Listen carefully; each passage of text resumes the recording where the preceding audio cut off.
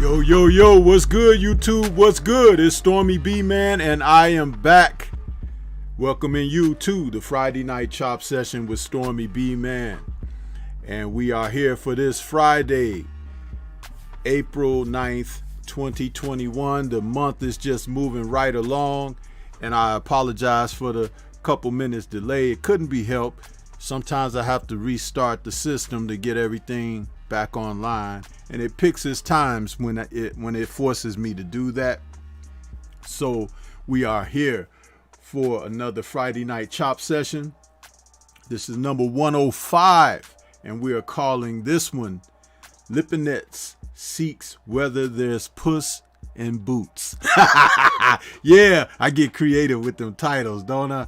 I want to welcome everybody that's out there, man, and my co-host of the show, Boxing Conversations with Reggie Owens. He's out here with me from the start this evening, and we're going to cook on some boxing this evening for you and give a little breakdown and preview of the fights that are ahead of us on the schedule for this coming Saturday, tomorrow evening, April 10th.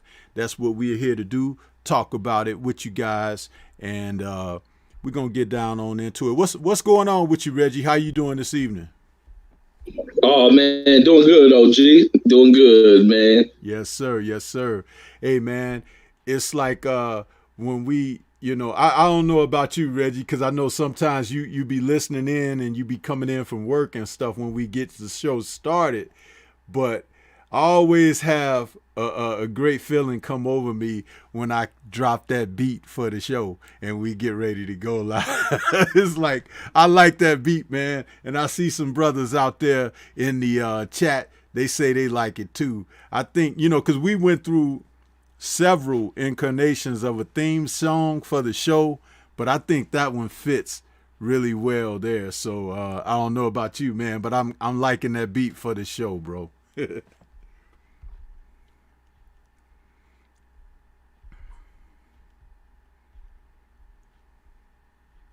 No comment, huh, Reggie? So I guess you don't like it.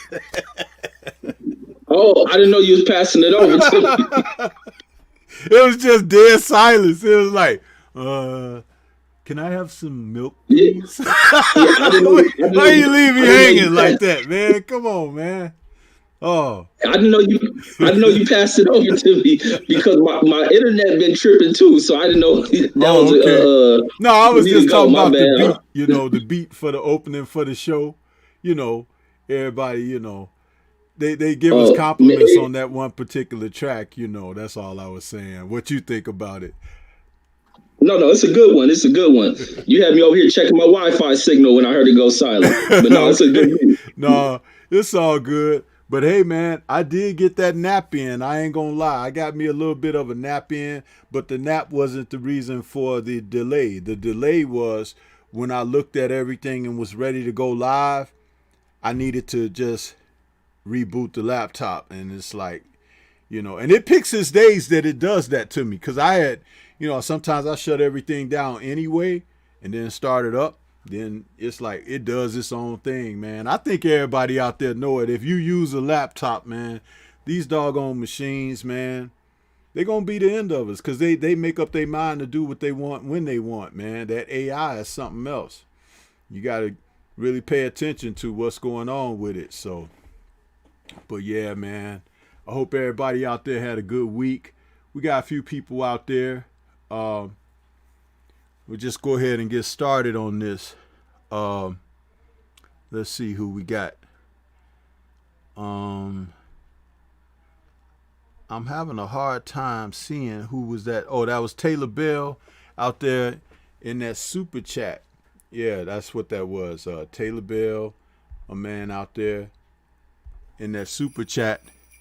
He says, we're going to start this live stream off right. Yeah, well, we tried, Taylor Bell. It's like, we tried to get it going right from the beginning. But like I said, that sometimes this thing, it does its own thing, man. So we try to make do. We try to make do. And we got big homie Coop out there. He says, salute Sifu. Backsmack the like button. And class is in session. Yes, it is, sir. Yes, it is. And, that's how we do it. We come on out here and try to brave the elements even when things don't want to work like we would like them to. You know, we keep it going. I'm trying to also update some things behind the scenes here so that we can just cook in the normal way that we do. We got Mark Stearns out there. He says, salute Stormy in the chat. And Big Homie Goop says, I hope Boots can get some decent work with Lipinets. Yes, sir. Thrill Hill is out there, says, salute Stormy B. And OG Eric in St. Louis is out there, says, salute Stormy B, salute to you. And he says, salute family. And he says he loves that beat. And OG Eric says, salute Reggie Owens. And Eric Jenkins is out there, says, Stormy B, man, salute. And Taylor Bells with another super chat out there says, driving home. Join y'all shortly. Salute to you, Taylor. And Lala D says, Stormy with the corny joke in the title. It ain't corny, man. When you do that little pulse check, you know, and in this instance with the title, we call it a puss check. You know, we got to check and make sure, because that's what my man Lipinets is going to try to do. He going to try to do a puss check on Boots. I just hope he ready for what's coming back at him, you know. And let's see who else we got out there. Everybody else is greeting one another, so I think I'm caught up on that.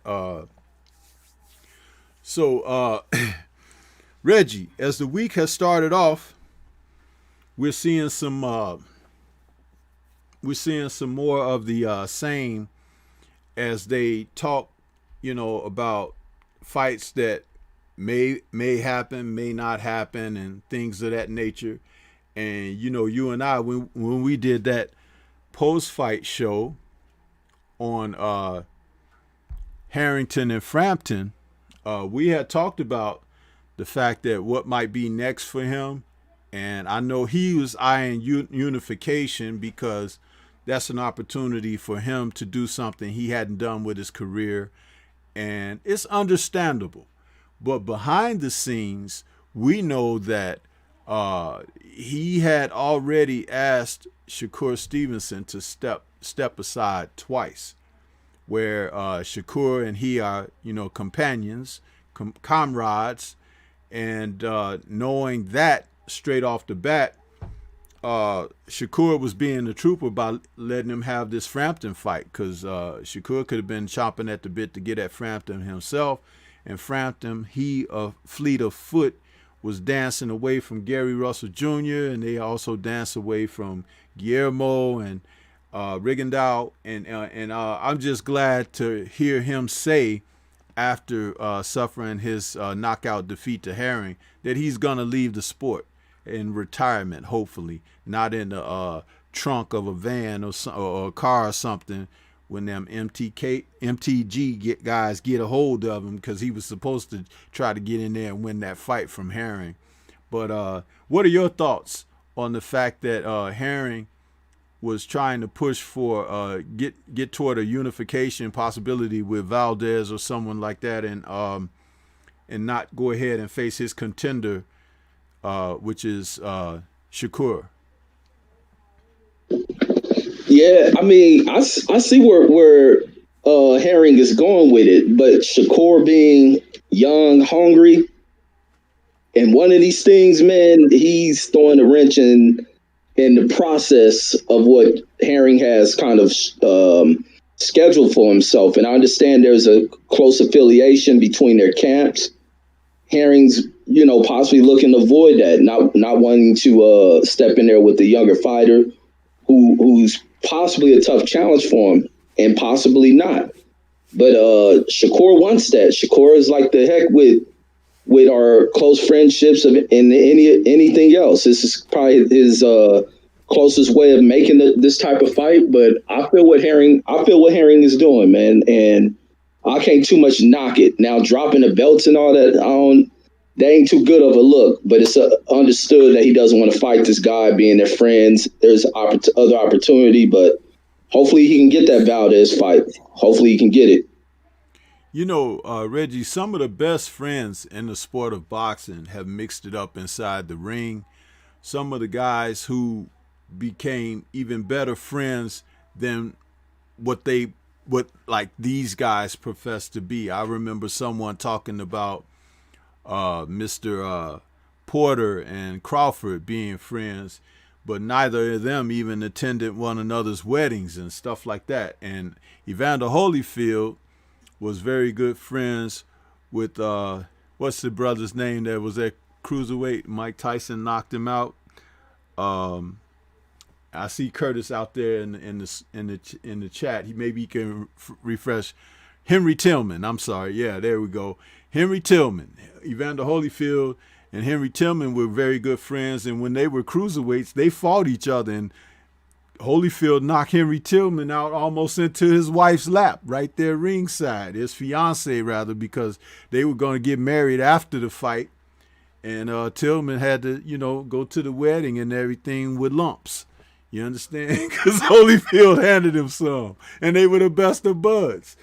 So what these guys are doing today, man, shame on them, because they continue to deny the sport. It's bad enough that we're actually living in the embodiment of modern day black murderers row, and fighters are not facing up to one another for various reasons that even promoters can't get these guys to fight when they want them to fight, even though promoters 90% of the time step their big feet in the way and try to hold fights up, talking about marination and all of that. But these guys have took it to an extreme. It is ridiculous. I can't fight my friend. I can't fight him. And I think also the Klitschko's helped this about, because being two brothers who held portions of the heavyweight title and refusing to fight one another, that puts something in the minds of these fighters of today out there. It's like, well, if we have close enough bond, we don't have to do it. We don't have to face each other. And people will understand. They'll have passion. They'll get behind us. I'll get behind you, but when I get behind you, don't scream too loud when you feel these steel-toe Tims going right up in your anus. Because I'm going to tell you something. All of that is foolishness. These guys need to get out there. A lot of them can make the most money of a fight if they were to get in there and face off with one another. I mean, what are your thoughts on that, Reggie? In the Klitschko type situation, I don't blame them not fighting each other. If those my kids, they ain't getting down like that. And we ain't playing prostitute for no money. We ain't playing prostitute to entertain folks. These brothers, y'all ain't there doing it. How do they maneuver around that? That's the question. How do you maneuver around when two of them are champions? That's the tough dilemma. But I think they managed it. They stood by whatever it was, that the promises they made to one of their parents that they wouldn't fight. I don't blame them for that. Like that gets a pass from me. If I'm a parent of two kids who are boxing, y'all ain't fighting each other for the entertainment of people. Friends in boxing, that's becoming a tough one. But even when you look at fighters who come out of the same training camps, that's a tough one as well. And then not just that they come in the training camp, but they come around each other for the same mentorships. Not being that they got the same coach, they in the same circles.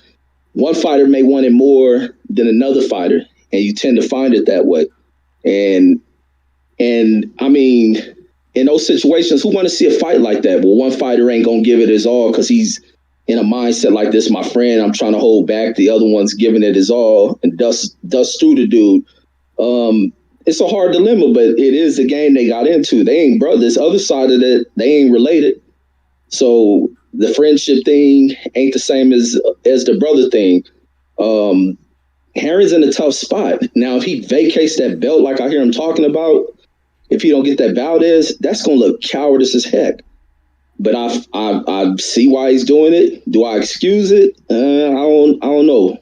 I don't think I can excuse that one. But I see where he's doing it. But that would not be a good look for him to drop that belt just because Shakur Stevenson won it. Put Shakur to the test. maybe Shakur, we don't know if Shakur's really that dude. We think he's that dude, but Herring may be the guy to test him. But I think Herring sees something with Valdez. What moves Valdez going to make? Why Valdez going to avoid a unification? But if he can't get that and he drops that belt, like, man, that's just a bad look, being he's resurrected himself from looking bad in his last 2 fights, and then he'll pull something off like that. Wouldn't be too good of a look. Yeah, I agree.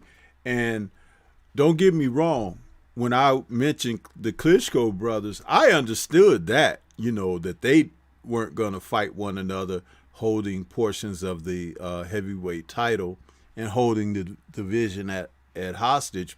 But that was the rest of the division's fault to not be good enough to dethrone these guys and to take that thing away from them. Yes, it was a great historical aspect that 2 brothers in their primes could hold the entire division at bay by having ownership of the titles during a certain point of their careers. Yeah, that's understandable.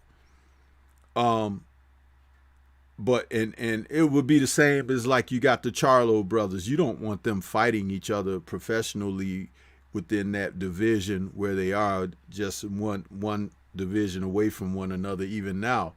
And I wouldn't ask of that.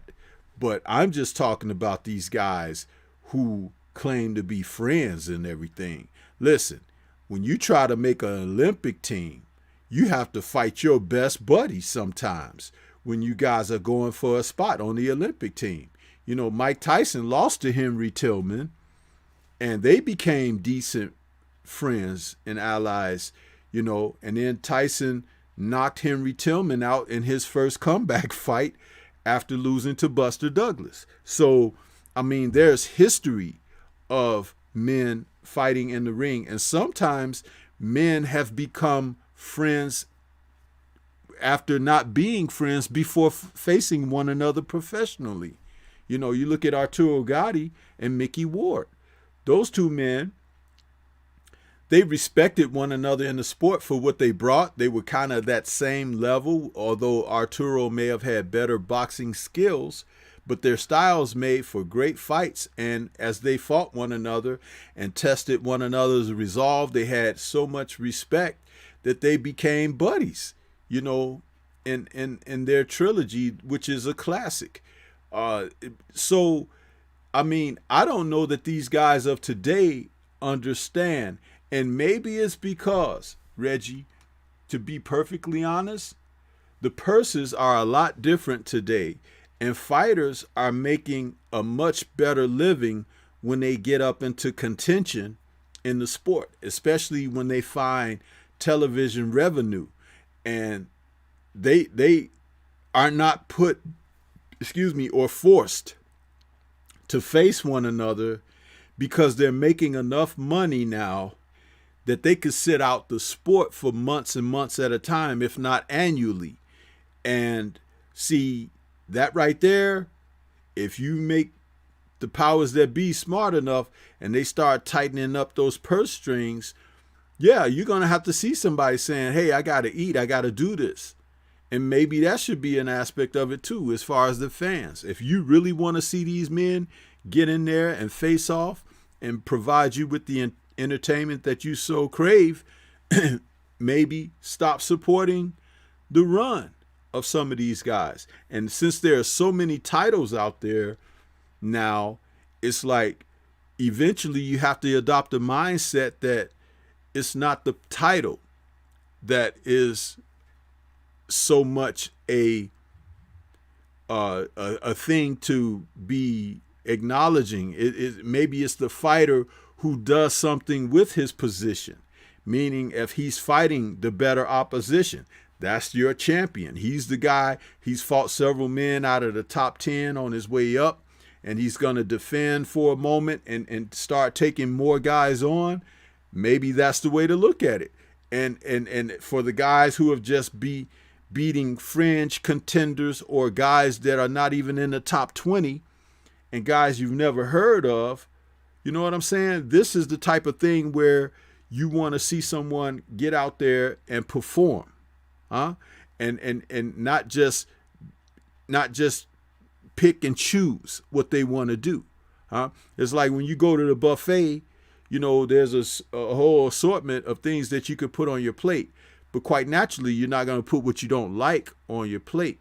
But if everybody went to the items of popularity, there's not going to be any more of that left. So it's like you have to have enough of things to offer so that there'll be something on the table for everyone.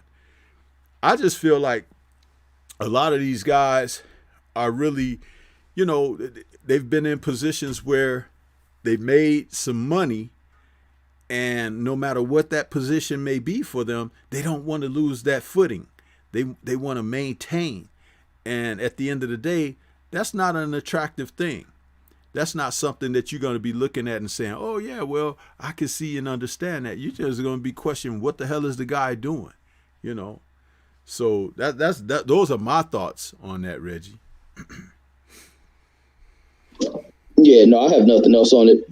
Yeah, so also we know that in the news that we had been hearing about them talking behind the scenes about the possibility of a fight being made between Bud Crawford and Manny Pacquiao.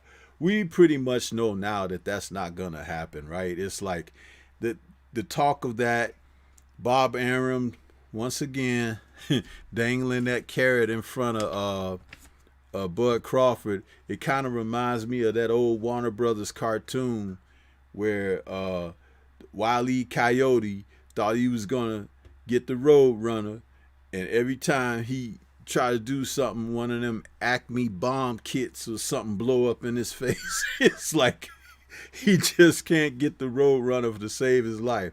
And in this instance, Wile E. Coyote is Bud Crawford here. So, you know, it once again is looking tainted out there for him. You got any thoughts on that? And I see Blood Boxing out there. Salute to Blood. L Dub. I see you guys. Bruce Goes. Lala D, the sister of the Queens out there. Who else we got? Eric Jenkins has joined us. I know while I was running my mouth, we had people coming in. CB Sports TV, the brother Carl is out there. And Silvestro is out there as well. And I think I caught up with everybody there. So, but yeah, man, Reggie, now there has been some talk that the possibility now may move off of Pacquiao, and it may be Sean Porter, you know, Showtime Sean Porter. And if it is Porter, that's a good thing. But the bad thing, Reggie, now is I hear that Porter may be coming off of battling COVID or something like that. So it's like, come on, man. Can we at least get something to go down in the right manner? It's like, did you hear that as well? That Sean Porter was having a bout with COVID? Yeah, I heard he was in the hospital or something. I forgot where I was watching that at. Yeah, so it's like, now, you know, I did that special stream last week talking about that. And when a person has had a bout of COVID, especially being hospitalized behind it, that's not something, even though they're a professional athlete and they may feel good to go, the jury is still out on the effects of COVID on a person over a length of time, especially since it's attacking your respiratory system, your lungs, and things like that. So we don't know what a real waiting period is to wait to go back to work. Like, see, if you just working in an office or something, or, you know, even if you're working in a physical plant somewhere doing some physical things, you may have to take all of that into consideration, and especially in boxing. So when is the time that a guy should go back to the gym after getting over the symptoms and everything of this virus? So it's like, here we go again. And what if Sean is not the same when he get in there? His output ain't the same, his stamina not the same or whatever. And if Bud beats him because of those things, he didn't beat the real Sean Porter that people can say, and even Porter could say. I don't know, man. It's just a real mess. I don't like what's going on, and it's a shame. It really is a shame. But there are other people out there that he could fight, and it's time to start really going and looking toward getting something real done. You know what I mean? I mean, what are your thoughts on that? Yeah, with the whole Pacquiao thing, with Bob making a statement of a big announcement, this fight being Pacquiao, who knows? That possibility that Pacquiao fight can still occur.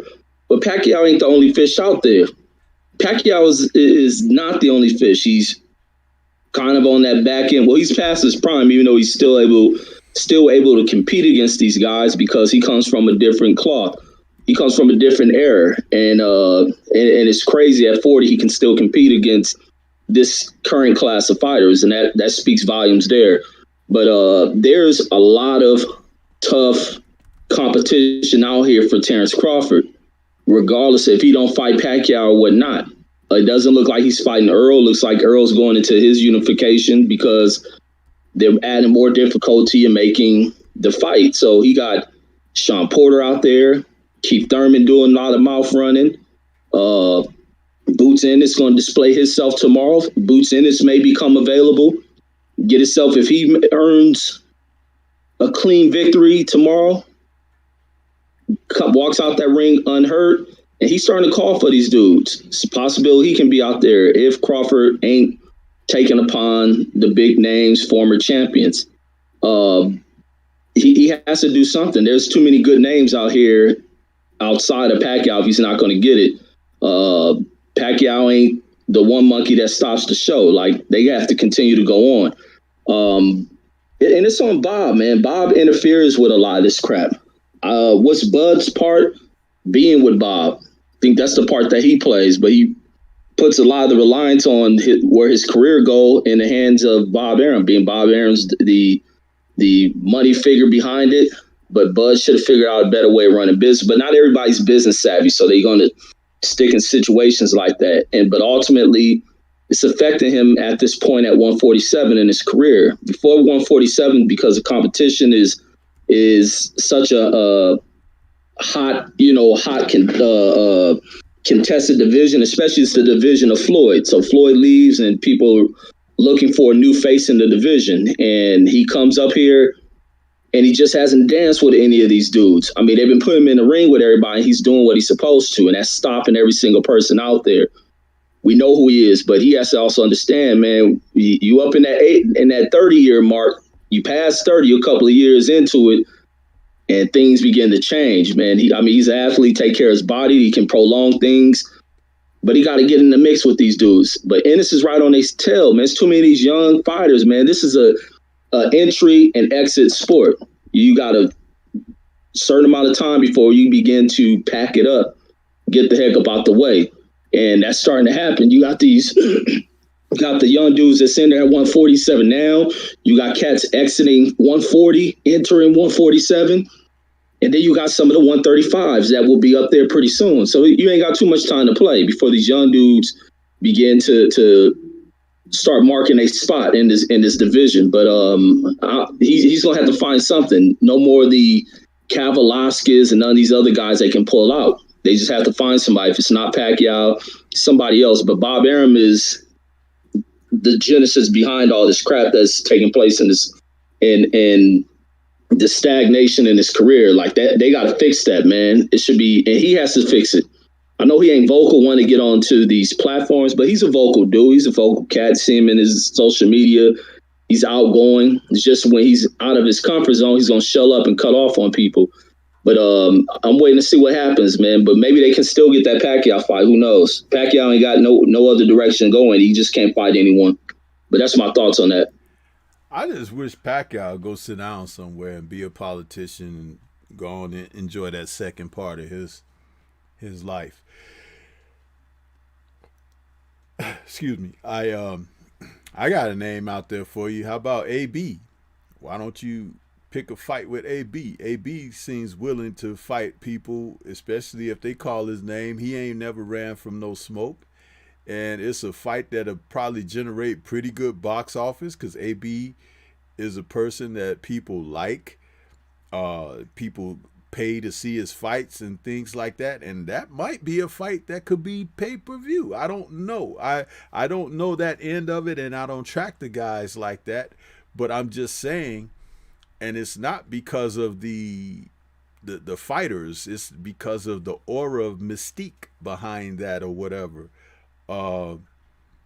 And maybe that could be someone that would motivate AB to get in great shape to fight and to come in and try to, press the envelope. I know that Bud would be motivated because he wouldn't want to be the guy to lose to AB. So that would be an interesting fight, especially since at this current time and moment, Crawford and Adrian Broner are having trouble getting fights. So what do you think about something like that, Reggie? That would be a good matchup. I think a lot of people would like to see what Bud can do against AB. I mean, AB's gonna need a name like that because I don't think too many networks are willing to touch AB anymore like that. I think he's starting to come on that end, but him matched up against Terrence Crawford. Now he can have certain dance partners and viewership numbers to go up for AB, but I think AB's crossed that threshold of where his time is short before he goes into an exhibition market. But that'd be a pretty good name for Bud Crawford. But we all know AB gonna go in there, shell up. But the thing is to see what Terrence Crawford can do, which will buy him life in his career. Won't face the criticism as long as he goes in there and he puts on a good performance against AB. Adding, separation and talent and all that, he got to do that. If he's in a close fight against AB, he's going to face scrutiny. But heck, that's part of the game, though. But I think that'd be a pay-per-view worthy fight. It'll be a plus if they put on ESPN for free, but it's definitely a fight that they can make that's out there. And I think it'll probably be a better sell than, not like Sean Porter. I ain't going to say it'll be a better sell than Sean Porter, but it'd probably be a better sell than Keith Thurman to see Crawford versus AB. But I think AB facing certain competition is still a good numbers draw, but his stock is starting to fail, and I don't think too many of the networks are willing to touch him. But who knows if AB done failed so many times moving up here towards the top that he probably ain't even worthy of giving a shot for a title against these other guys out here, especially with his lack of discipline and stuff. So that's probably why they will avoid setting up a fight with AB. They don't want him getting lucky, becoming a champion again. But that's my thoughts on that. Yeah, but as I was suggesting, it was like, hey, if they could give you Ruiz and Areola on pay-per-view, you could do a lot worse than Crawford and AB, And I didn't think about that. yeah, and the thing is like you got two quality fighters, regardless of what AB's, what you think of them, outside the ring and stuff like that. We're talking in the ring. We're talking about he has a following. He does good numbers. Bud needs a name fighter to fight. AB needs a fight. I mean, and he ain't really never ran away from nobody or ducked no smoke. And I do understand now he's trying to concentrate at that 140. I do believe that's what his objective is. But if he were to go for the bag, which is a difficult thing to say when you got Aram involved in anything, but it's like it is a high profile opportunity, and either man could benefit tremendously from what the other could bring for them. Bud needs the numbers, and AB needs a win, and having that WBO title, it's a motivating factor for him. I actually see that, and I'm not trying to play matchmaker or anything. It just ran across my mind a few days ago listening to what Broner has been saying in the news and everything, when he's saying that, hey, they don't have no fights on the horizon for him, and he would like to see some things take place, or he going to make some changes as far as who he rolling with. So I'm just, playing not devil's advocate, but just playing to the nature of boxing fans. It's like, hey, what do you think about something like that? And as we talked earlier about some of these fighters in the sport, when we were talking about Herring and Stevenson, yeah, you could be friends and all of that, but at the end of the day, it's your profession. It's the profession that you chose. And sometimes you may be in a situation when things are maybe not most favorable for you. I mean, yeah, we sure all would like our plate put in front of us with the knives and forks lined up and your napkins spread out there and put it across your lap and be ready to dine. But hey, man, sometimes you just got to put those utensils to the side and dig into them greens and the cornbread and the rice and all that with your fingers, and you get down to the nitty and the gritty, the basics. You know what I'm saying? So I don't know. I just thought I would put that out there as we were speaking on certain topics for the show, So according to how the chat feels about it, I haven't had a chance to really look through there and see what people are saying, but I know there's a lot of people out there that like Adrian Broner. So it's like, hey, let's see these guys do something. Let's see them shake things up a little bit. Ain't nothing wrong with that. That's what we out here for. So, but yeah, what else were we seeing in the news this week, Reggie? I know that the powers that be over there where, Ed Hearn has been running his mouth a lot again and trying to stay in other people's business. But we're seeing now that even John Fury, Tyson Fury's dad, is putting out video sound bites and clips, telling Hearn, hey, if you could make the fight happen, let's make it happen. If you can't, shut up and go sit down somewhere. This whole thing, it's amazing that they're having these conversations, but nobody publicly wants to acknowledge that there's an arbitration going on behind the scenes. And it's not really behind the scenes. It's just the legal business of Deontay Wilder exercising his options on a proposed rubber match where these two had agreed upon. They had an agreement for a rubber match. So compensation of some kind, I'm certain, is wrapped up in this. And what's going to happen to that title? Is it going to be stripped, or he's going to have to vacate it if he doesn't want to fight Wilder? And what will be the legal damages behind all of that? Because the fighters have not fought in over a year, and it's like, loss of economic income, is stuff like that. It's just a whole mess, man. But they're talking about it like, oh, the Fury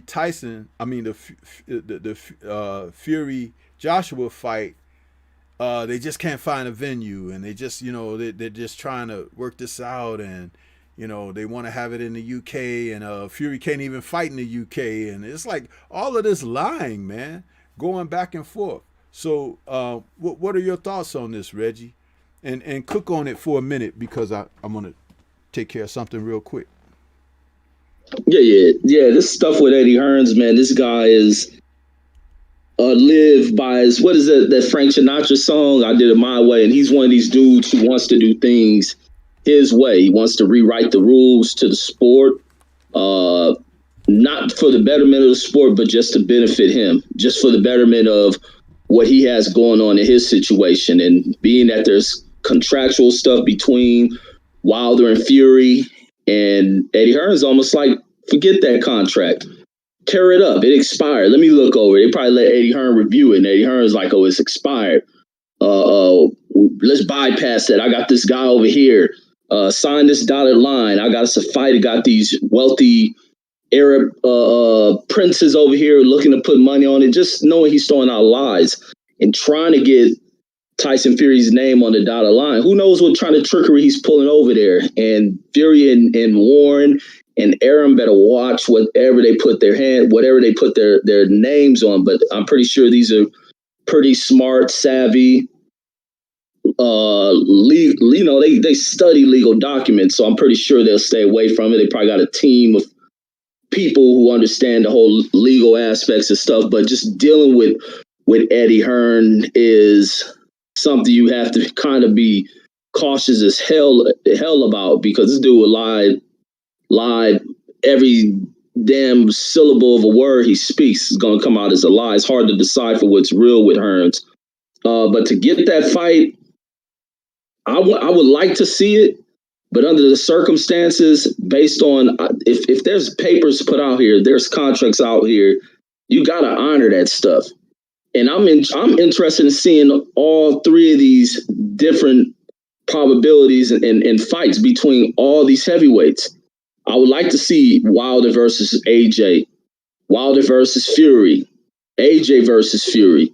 I would like to see that. I want to see them mixing it up. Also throw some of these other heavyweights in the mix. There's more opportunities out there. Eddie Hearn should step out the way of the mix, because it's very odd that the fact when the champions, when that WBC champion was someone else, Eddie Hearn wasn't rushing to make a fight.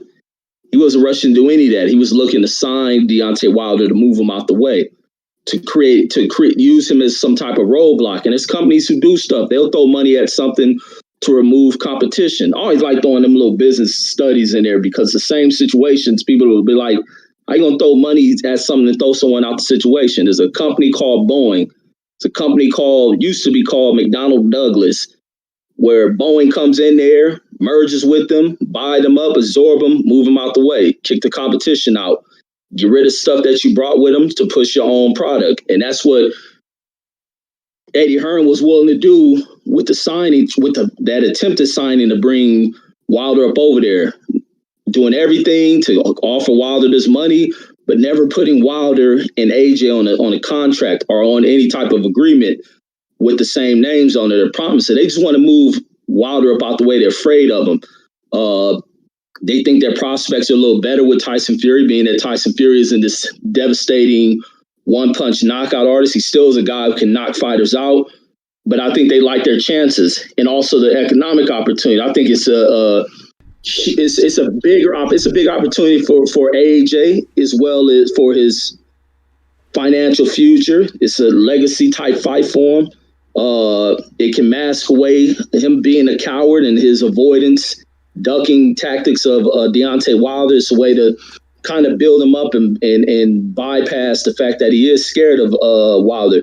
It should even be more evident of how scared he is of Wilder with how open and vocal they are about calling out Tyson Fury. But a few months ago, before the changing of a year ago, before the changing of the guard for that WBC title, they wasn't doing none of this calling out type stuff. But now they're doing it. But as much as I want to see a unification, I don't care about the belts to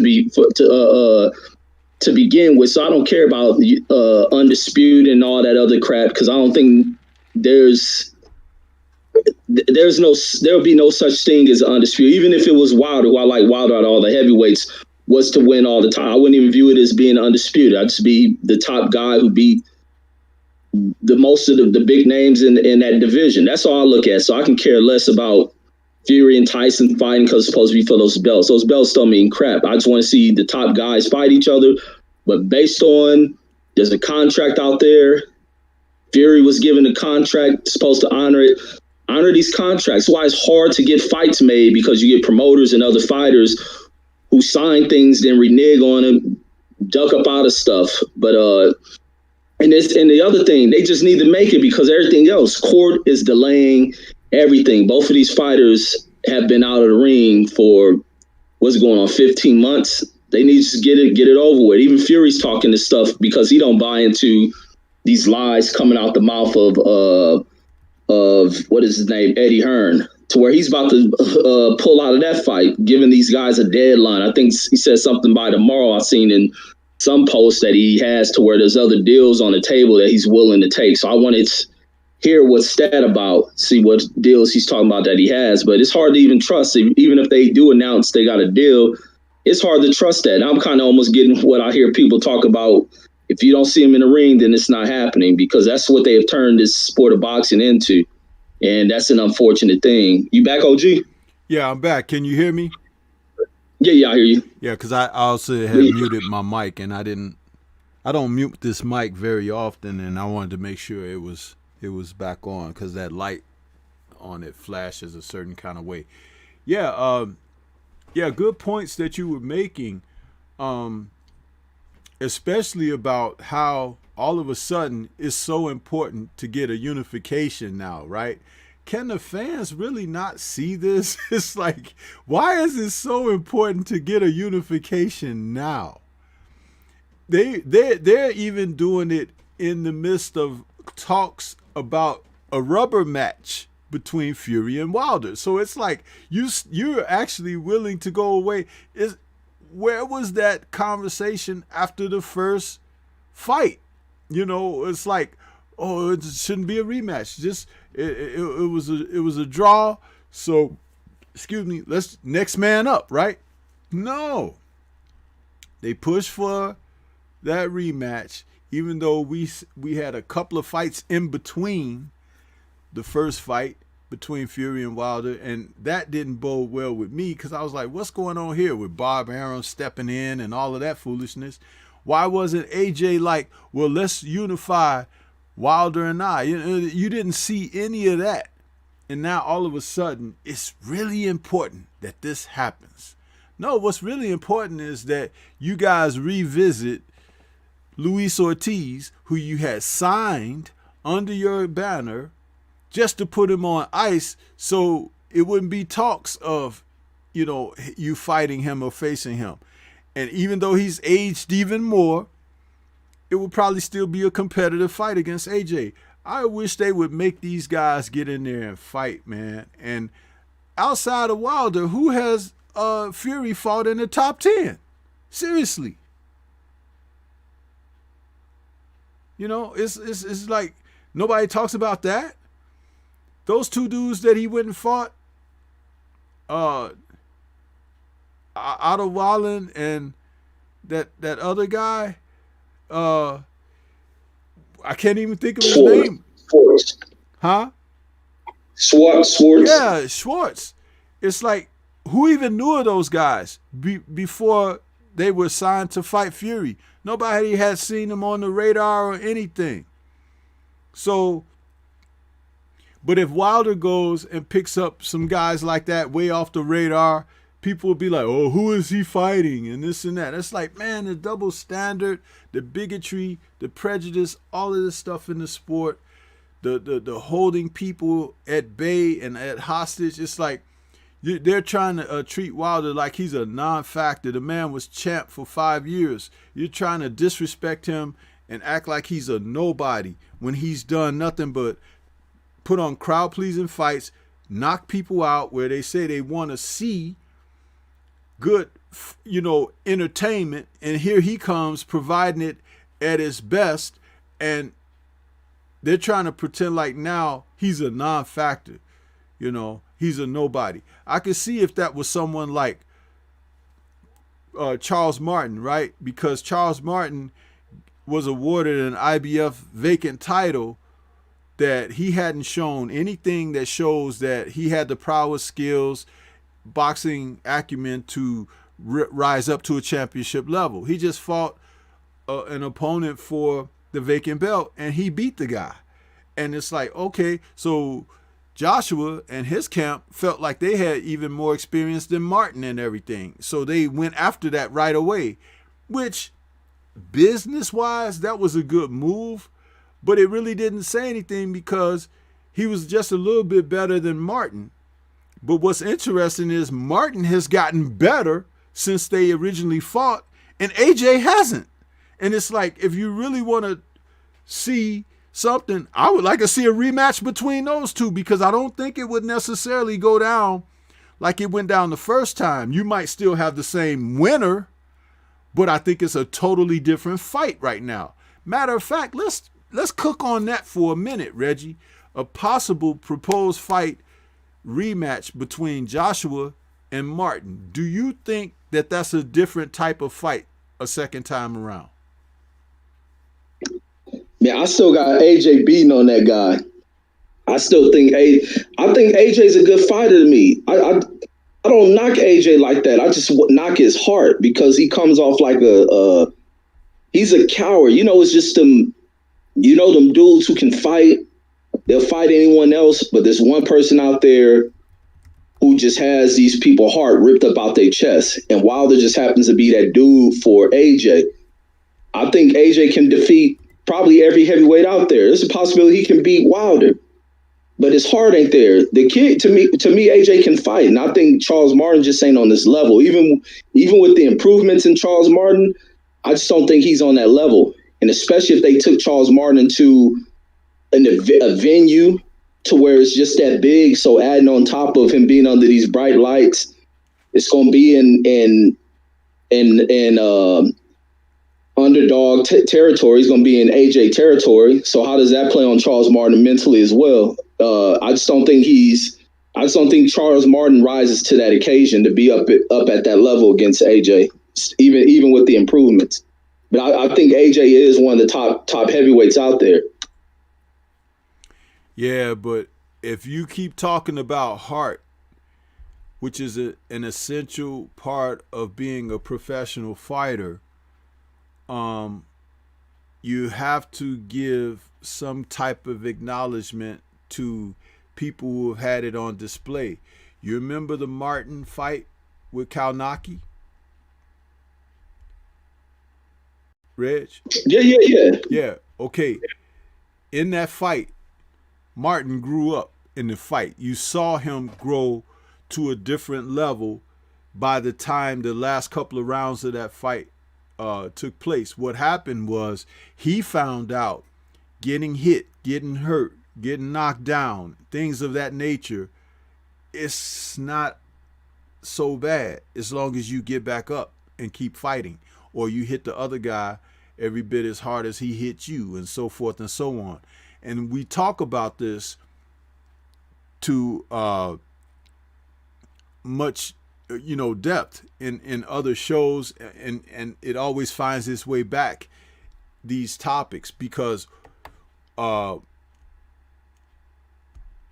when a fighter has gone through some things, that's that door that's been opened. They know what's down that path or whatever, and they can go forward.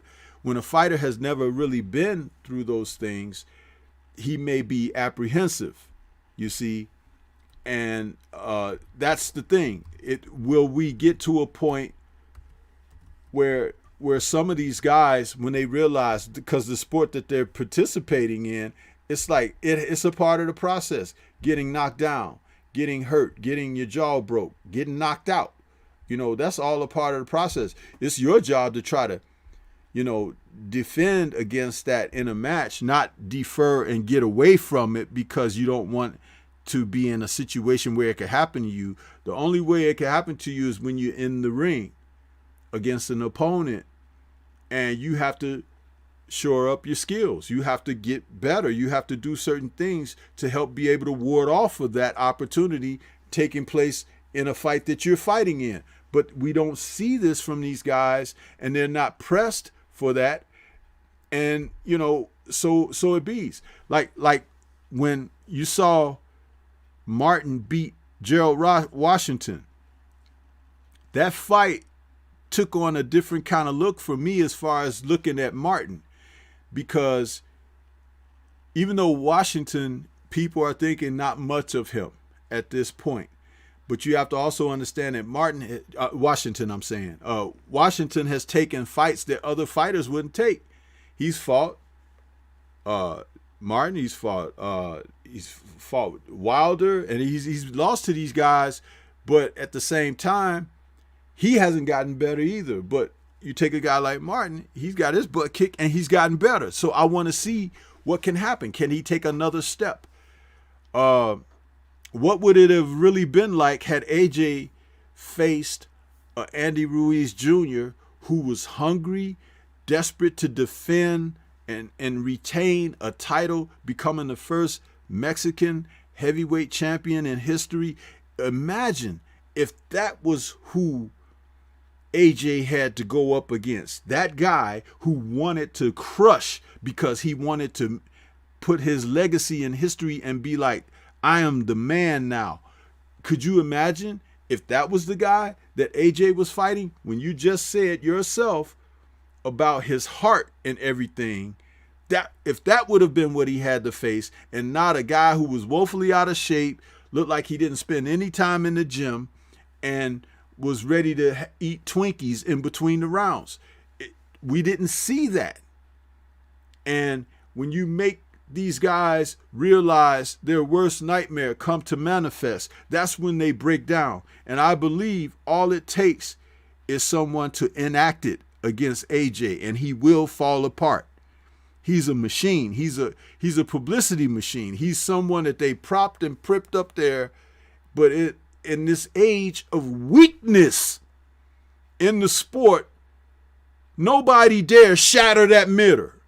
Nobody wants to shatter that mirror. It's like they just want to allow it to be there and look at themselves in it and everything. Say, oh, look at the glass. It's really polished. And nobody wants to go out there and kick that darn thing down and go out there and say, I want to be the best guy now. I want to be the man. It just so happened that Deontay Wilder is an elder guy as far as his actual age in the sport, but he didn't have the background and everything that a lot of these other fighters have had with amateur and everything. And could you imagine, had he had those type of tools and trainings behind him, maybe what happened in the Fury fights wouldn't have happened, because he would have been better skilled and equipped to deal with that. You know, even the first fight going around, to really be able to go out there and truly outbox the guy, if not knock him out. And the thing is, we're seeing so many soft serve fighters out here today. It's ridiculous. But it's like, that's, you know, those are my thoughts, man. And I just feel like the key to it is when you were talking about the man's heart. You know, chess is barren as a rain barrel in the desert. Huh?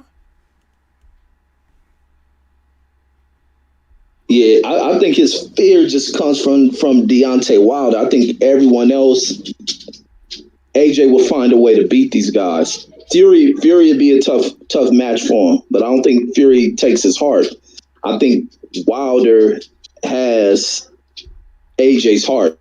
It'll probably take him to be in the ring to take a few punches before he finds his heart being in the ring against, close that door, being in the ring against Deontay Wilder. The other guys, they ain't messing with AJ. I just don't see it. I just don't see them messing with AJ. Even if he went in there against another Andrew Ruiz, he probably, that tactic he used, boxing him, and now then again, because Andy Ruiz can fight, he let that slip. I think Andrew Ruiz will probably have his number. But the other guys, nah. I think with this class of heavyweights, AJ's skills is much better than these guys. Yeah. Well, we'll see, man. We will see. It's just, I just feel like, wow, you know, what can really happen? I mean, he had trouble with Pulev, bro. You know?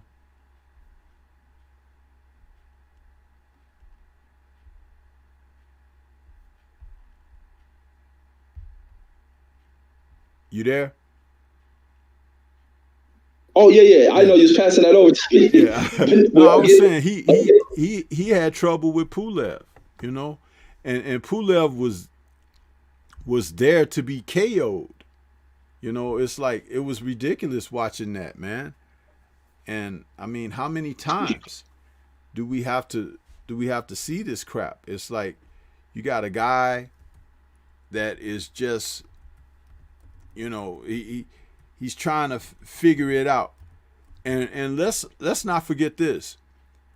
That team he has around him, the trainers and everything, please show me where he has gotten better, where we really developed his jab, so when he does this and this and this, or his defense is getting better, he can catch punches and he can, slip a shot and counter and roll and counter and do.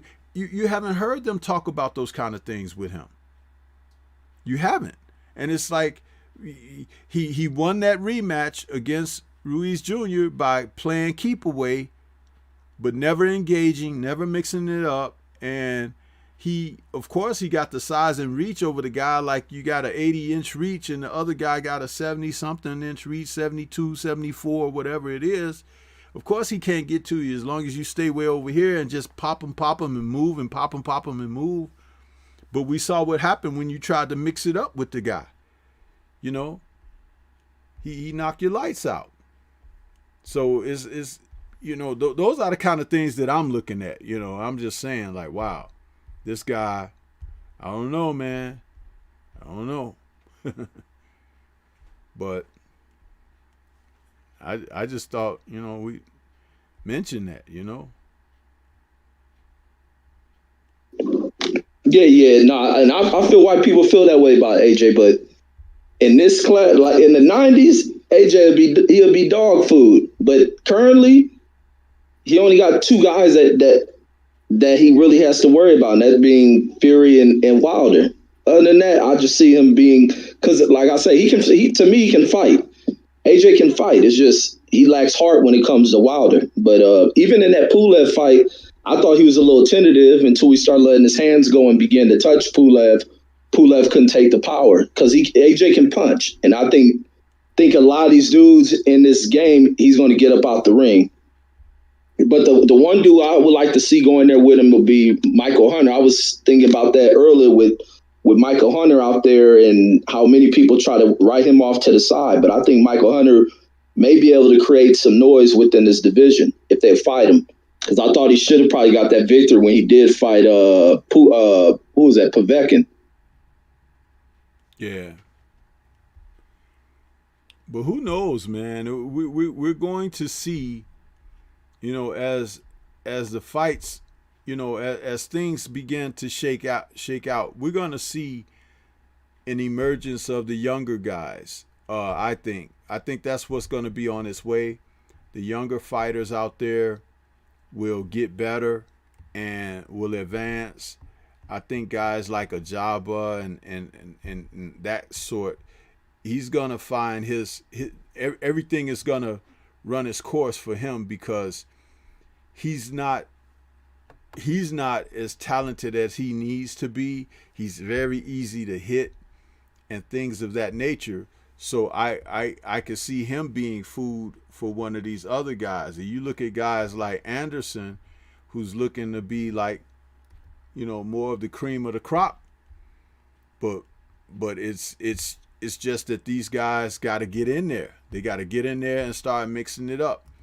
And the more that they stay away from one another, the more that is really evident that, maybe he's not that good. You know what I'm saying? It's like, wow, it's really a trip, because we're kind of speaking on fighters who haven't really proven anything, and speaking on them like they're the real champs and stuff like that. And dude, this is a very weak era in boxing, not just in a division, but in the sport itself, where you don't see a lot of men manning up, So I don't know, man.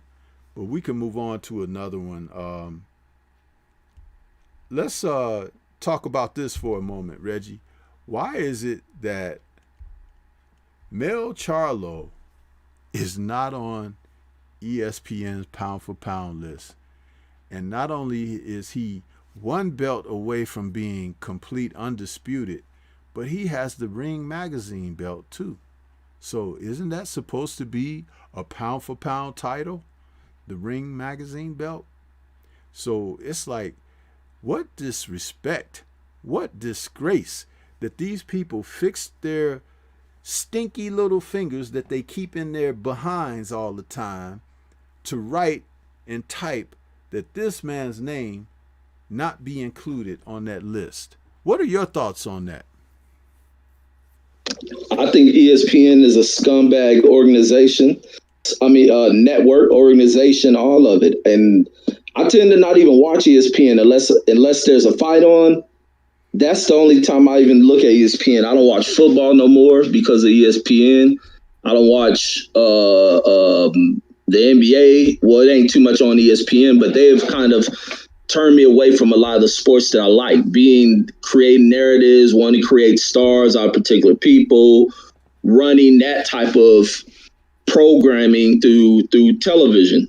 Being it's a large platform, there's a psychological ability to do that on these platforms, and also to inject certain names out there, prop them up as being stars, and leaving other names out the midst of these type of lists. To me, that pound for pound stuff is crap, but I understand it does have the ability to change things for a fighter and recognition. But I remember a while ago, you were speaking about, who was that he's talking about? I think it was with Devin Haney, it may have been, or like Shakur Stevenson, those type of fighters.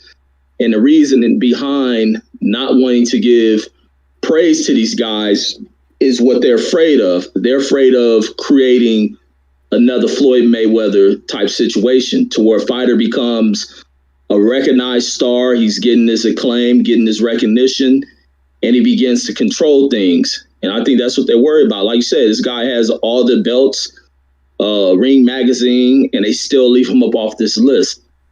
It's just foolish, man. The most ESPN can do for me is put a camera on stuff and keep quiet. That's about the most they do. Their rankings don't mean crap to me. But it's unfortunate if they're going to be a voice for the sport, because I also understand it's bigger than that. They're a platform, and with platforms they have influence, and with that influence they ought to be doing the righteous things.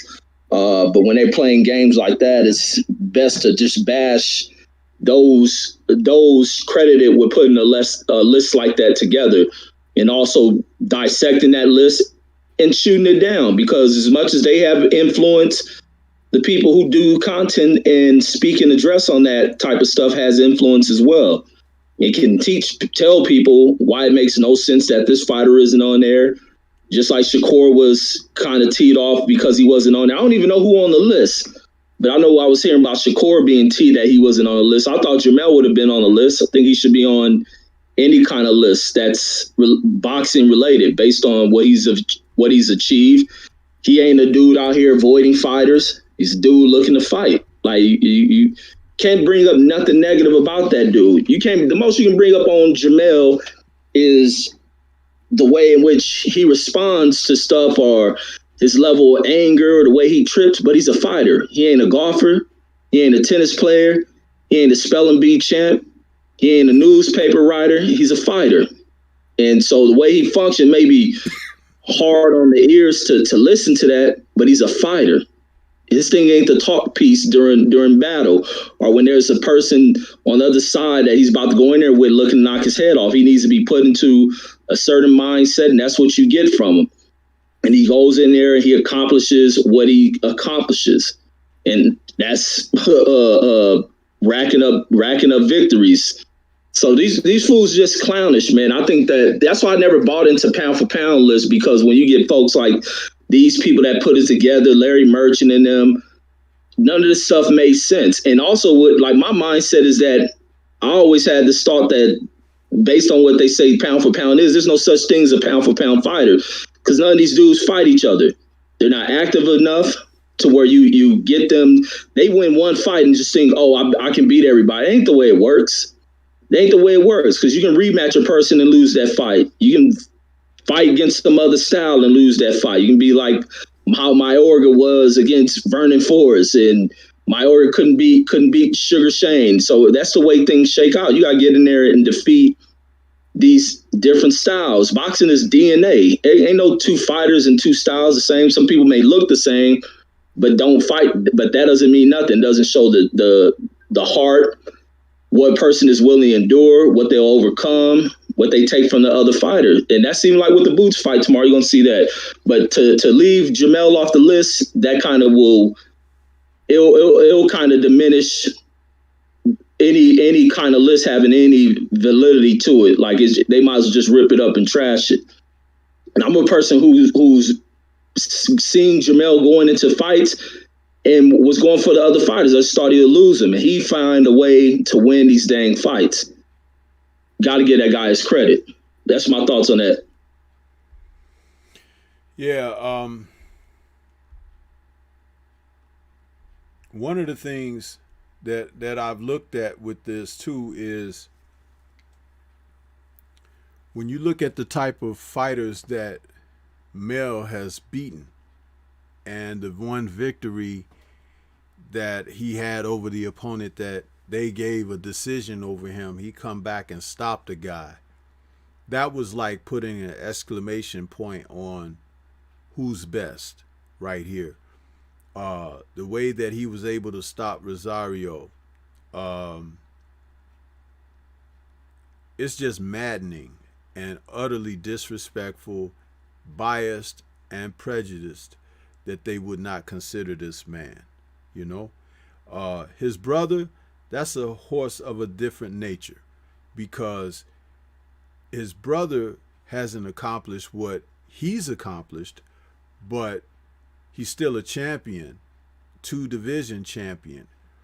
But this man, Reggie, I have said, rivals Bud Crawford on our, Thunderous Top 10. So it's like there is an acknowledgement. And to my man L-Dub out there in the chat, he said that that's why we should do an awards and pound for pound show and list.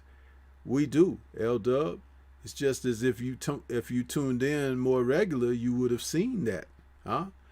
Stormybman's list is called the Thunderous Top 10, and we take acknowledgement of the fighters throughout the show and throughout. I just don't do it every single week, but I do it at least a couple times a month. And Reggie and I, we also debate the positions of where someone should be on the list and everything.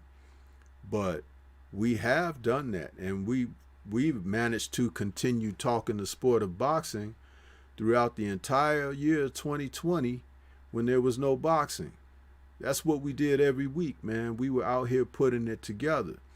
So before you say what we should do, maybe you should check us out, huh? We know what you do, but it's a lot of you guys, and if you are checking us out there, you don't always write in the chat for acknowledgement, because I like to acknowledge people. When I come on other people's streams and everything, when I'm there, I hit the button, I say what's up, I talk and mingle with people. We got a ton of people out here that listen to this channel every week, the show that Reggie and I do, especially our post-fight show.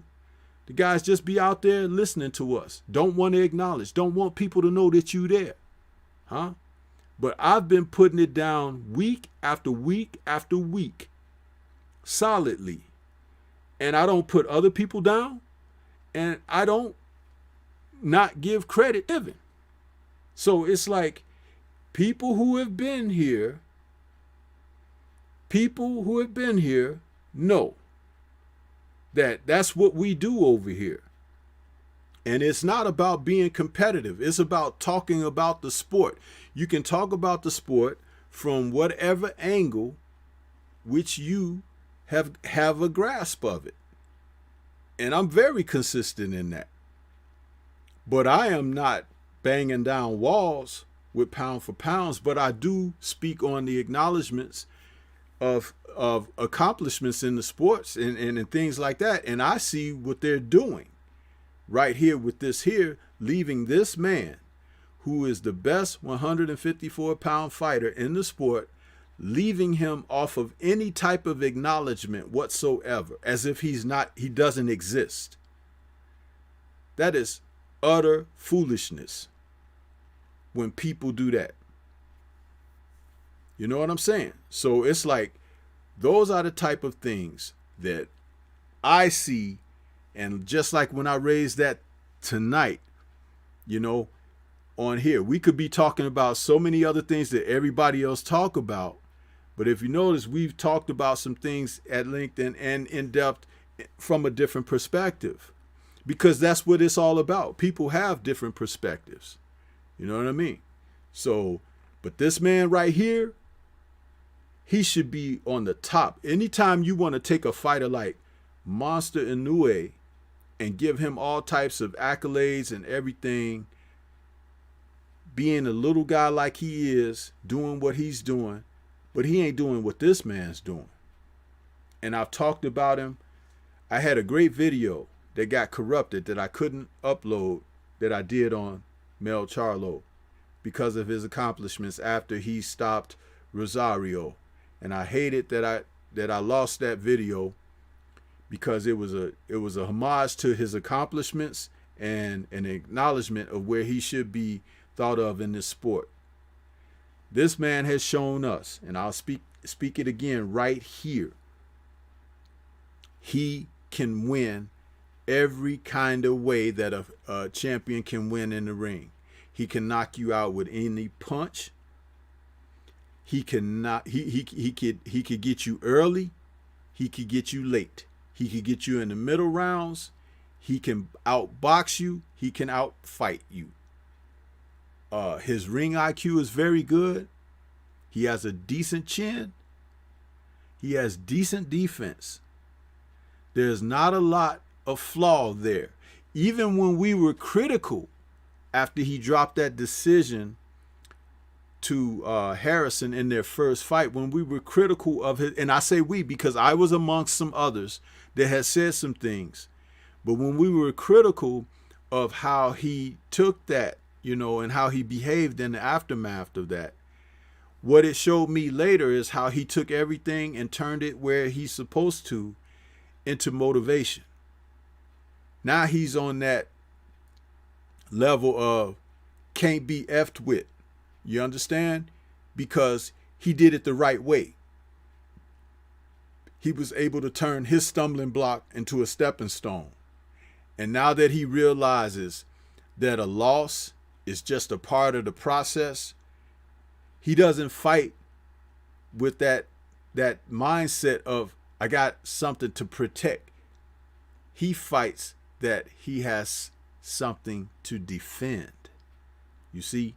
Which is a difference. And that's why he should be respected. That's why he should be acknowledged. And my channel and with Reggie's cooperation and collaboration with me here, we give it to him. You know what I'm saying? Because that's what this guy is all about. He's a championship caliber fighter. Now, his personality, how he behaves outside the ring, this, that, and the other, I don't tune into these guys for that. I tune in for what they do in that ring. You know what I mean? Because if some of you guys had a peek into one another's lives outside of being here and everything, man, people might not like you either. You know what I'm saying? It's like, but we're here as a community talking about boxing, watching boxing, giving our ideas and thoughts on boxing. That's what that's good for. And that's where we keep it. That's right there, you know?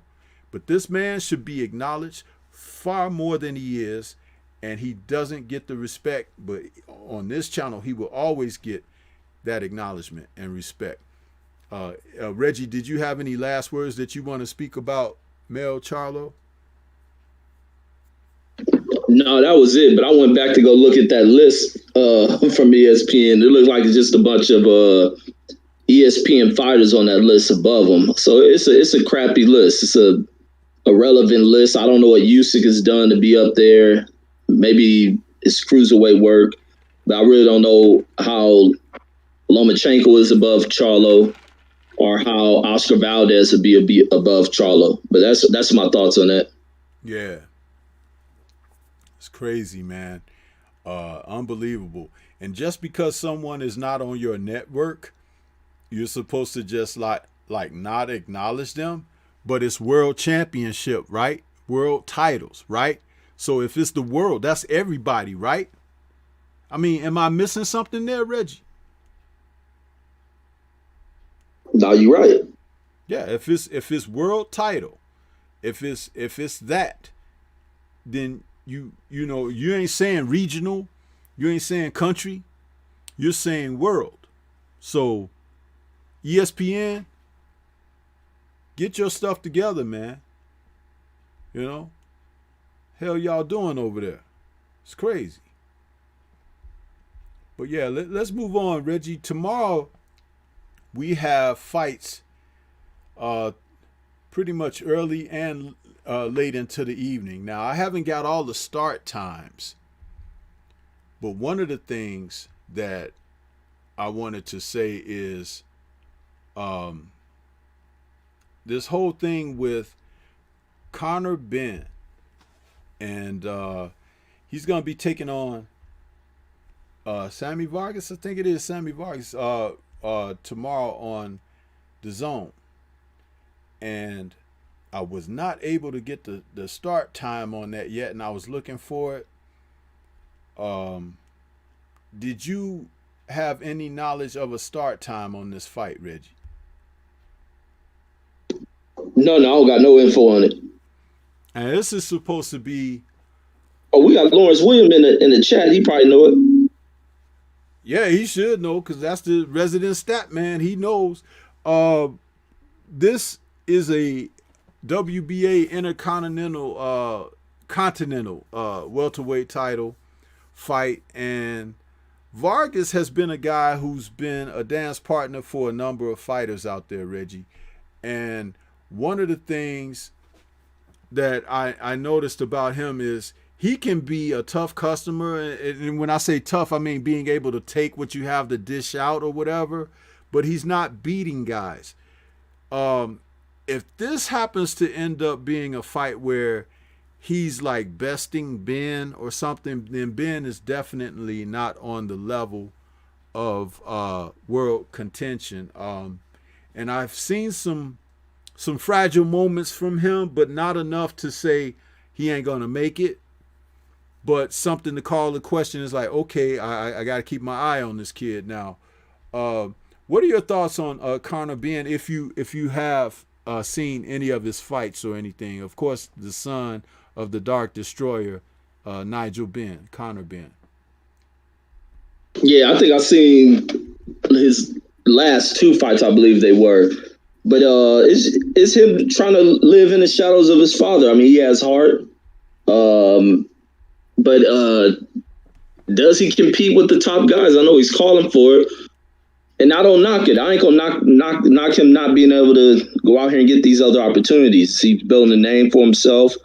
But it's just falling in the shadows of his father. So does he step up? He's gonna have to find a way to get over here to America. Is the way he's going to end up having to do it. He has to shake from just fighting over on the UK soil, have to get over here on American undercard and try to get in there. I mean, try to set something up. He's going to have to call names, not just a champion. Start calling these, work your way up. Call these Virgil Ortiz, call these Jamal James. You got hold that thought 1 second, Reggie. Hold that thought 1 second. I just want to acknowledge Brother Crawlface out there in that super chat. He says, all my love, keep it going. We appreciate you, bro, with your super chat donation to the channel, man. Want to acknowledge you. Didn't want to go too far on that. I'm sorry, Reggie. Just go ahead and keep cooking, bro. No, but I think he needs to work his way in with these other guys, the Lormays, the Stanocic, the Jamal James. There's other guys out here that he should be fighting over here on American soil. These fighters got to start intermixing with this international side of things. Or heck, the American fighters can go over here and fight him in Britain, but he has to mix in with these other guys. Fighting guys. Too much of that UK circuit is too much of a domestic type fighting. It's too domestic level. They need to mix in more of the international side and not just padding and fluffing up records, which is a lot what they do over in the UK. I see it with German fighters, Polish fighters. Ben, if he's really serious, he needs to step it up over here. But facing these other guys who are trying to work, who are in the same spot as him, trying to work each other, work each other into that spot. But they need to go in there and compete and knock each other out of position and move up as they leapfrog their ways up. But is he the truth? I don't know. I just think he's a kid that's cocky, he's doing what his father's done, and I think he's finding excitement in that. But does that help him to be competitive against these guys? I don't know, but I would like to see it. Yeah. One thing I've noticed about Ben in the last fight of his that I watched was that he has an aggressive nature, but he doesn't seem to exhibit boxing smarts. And I stopped short of calling him like, oh, he's a dumb fighter. I wouldn't say that, but I don't think he realizes that, you know, engaging is great, right? But his dad was cut from a different cloth. Nigel Benn was a warrior in there. He did, and the man got his head knocked off. He's knocked off plenty of heads in his career, but it takes a certain type of person, and that's a hard thing to live up to when it's your dad.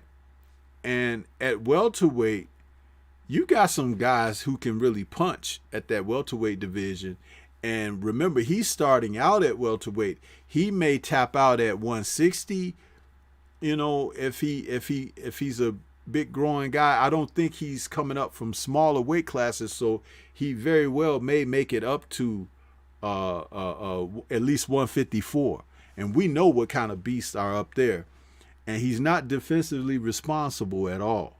So as he gets up to that level of competition where some things can take place, he's going to have to get better with his defense. But Sammy Vargas is a good opponent for him. And then after that, he needs, as you indicated earlier, to start coming on over here and facing off against some guys who, you know, in America. You got to get in there and get some of that Western experience, man. And some of the UK guys like Ben, he may benefit from some Western teaching as well, because it wouldn't do nothing but help you.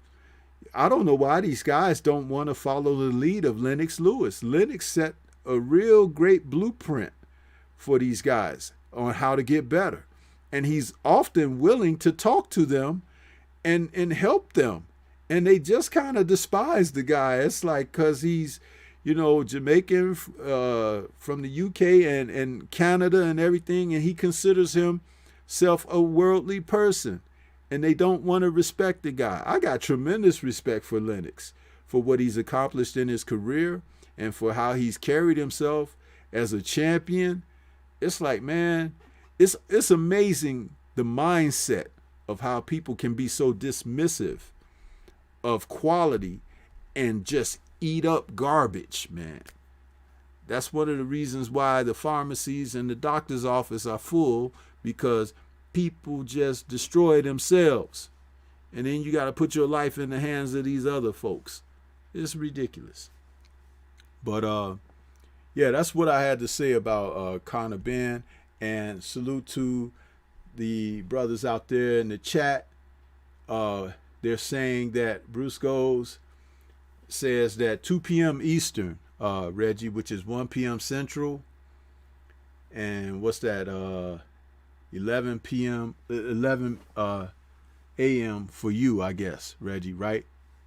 So that's what time the Conor Benn fight is on the Zone. So 11 a.m. Pacific, 1 p.m. Central, 2 p.m. Eastern. So, and I'm going to tune in. I'm going to watch him. I want to see what he does, because I saw his last couple of fights, and I'm keeping my eye on the kid. And a couple of others in the chat said, yes, that's the start time. So that's what'll be happening with that.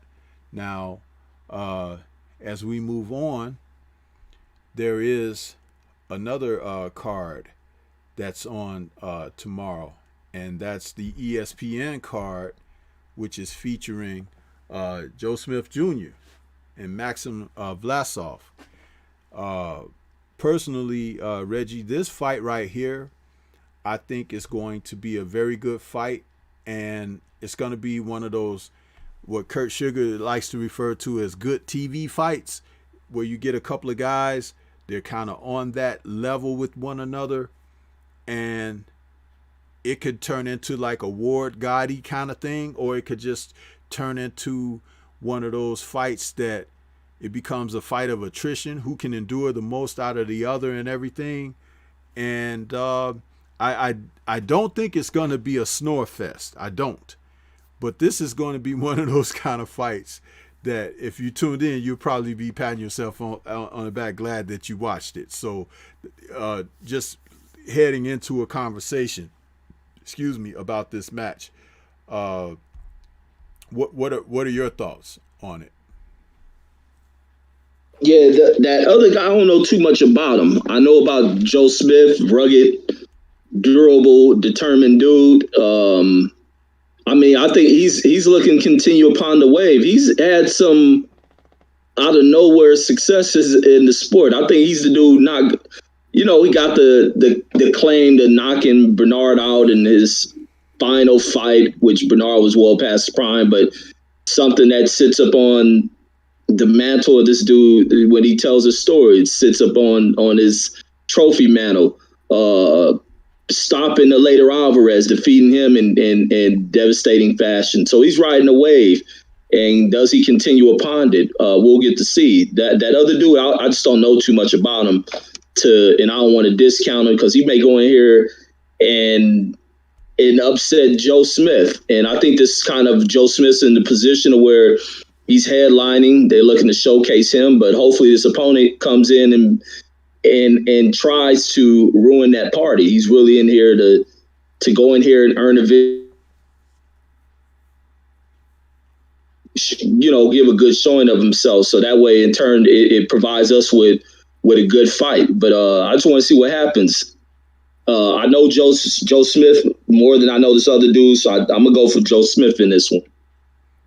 Yeah, and I decided to do a pre-fight video on this one earlier today, as well as the main event for Showtime tomorrow night. But the funny thing about this fight, Reggie, it's like I think that it'll be dismissed, one, because it's ESPN, two, because it's Joe Smith and a Russian fighter that a lot of people aren't aware of.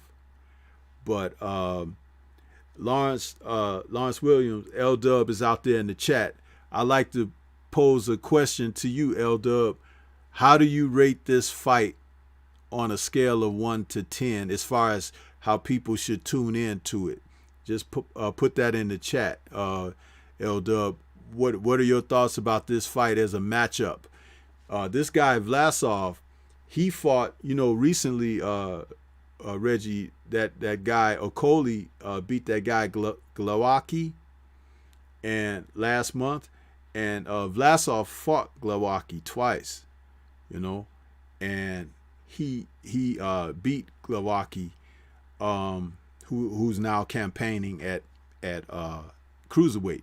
So this is a light heavyweight fight, and I think that both guys are good for one another. Joe Smith, you remember they were talking about him, being a blue collar worker and whatnot, and how boxing, he got serious about it, but boxing wasn't his first thing or whatever. Kind of like a Deontay Wilder type situation, but of course with a different backdrop. But he's from Long Island, and the guy is a student of the sport. You can tell that he has learned. He's already been in there with Dmitry Bitro, how do you say his name? Bitful, and he lost a unanimous decision, but he came away with some experience in that fight, Reggie.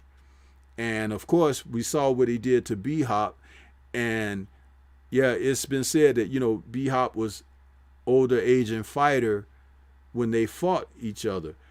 This is the thing. I think that Joe Smith Jr. is a lot better than people think he is, Reggie. And I felt that when he was fighting Bernard Hopkins. He fought a fight here in Chicago. I didn't see it live, but I was aware of the fight. and it had a lot of fanfare and everything around it, and he won. But this is the thing. If Smith is able to get in there with someone like Bitvo again, he might beat the guy, because that's how he has shown his progress. Remember me speaking earlier about fighters like AJ not getting any better. This young man has gotten better, Reggie. He's gotten better. He's not the most talented. He doesn't have the greatest boxing skills or whatever, but he has heart. He has determination and drive. He has ambition. He wants to compete at the highest level. He doesn't care that he doesn't have an Olympic background. He doesn't care that it's like people don't know who he is. By the time it's all said and done, there's going to be some folks with some clean clocks, and they'll be like, oh, okay, that guy was all right. Remember, Gotti and Ward, they were those kind of guys, and you need those kind of guys in the sport. Now, I'm not saying he's Hall of Famer. No, I'm just saying he's a guy that he's going to give you a good fight. And L-Dub is saying out there in the chat, he says he rates it an 8. The winner will fight Bitter Beef in a 3-belt unification for the 175-pound division. You see? Now, that's from L-Dub. And I respect L-Dub. I know he knows his boxing. But that's why I asked him to answer that question, so you guys can get a determination, because a lot of you guys support and follow L-Dub, and he's telling you that this fight is an 8. Tune in and check it out. I guarantee you're going to be entertained in this fight. It's a good fight for however long he lasts in the fight. Yeah, that's right. It was Fanfara who whooped up on Chavez Jr. That he got him in the fight here in Chicago. So yeah. But yeah, see, that's what we're saying, Reggie. It's like when we talk about boxing here, it's no filter. It's like, hey, you lay it out there on the line. There'll be some people out there watching something else, and they're going to end up missing a good fight here. And it's not a definite clear-cut victory for Joe Smith here. It's a competitive fight.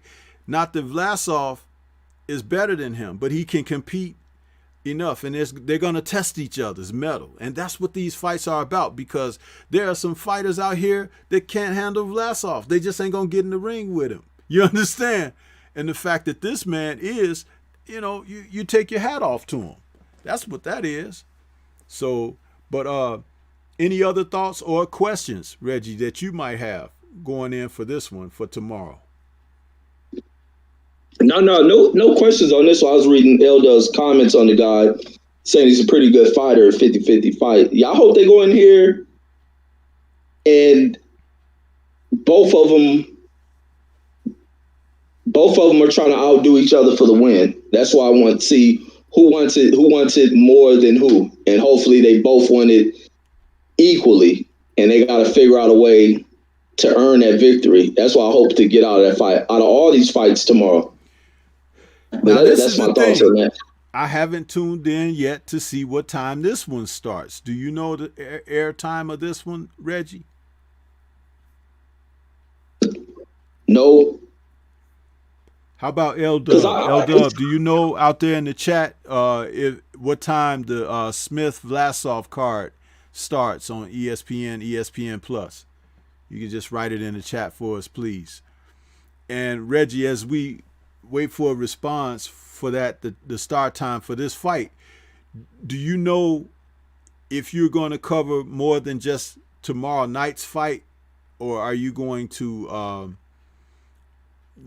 try to do some of each card, or how are you going to play it tomorrow?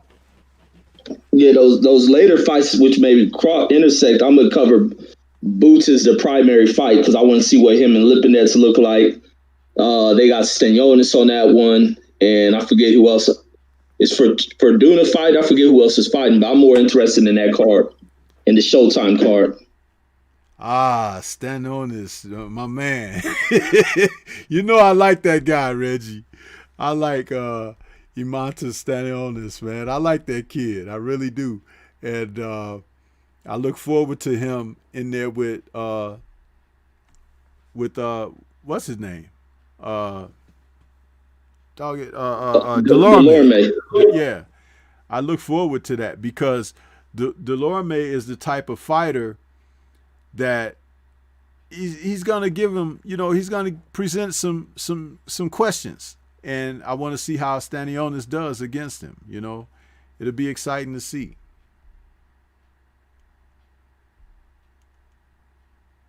Yeah, most definitely. I definitely think it is because Delorme definitely coming in that fight to win.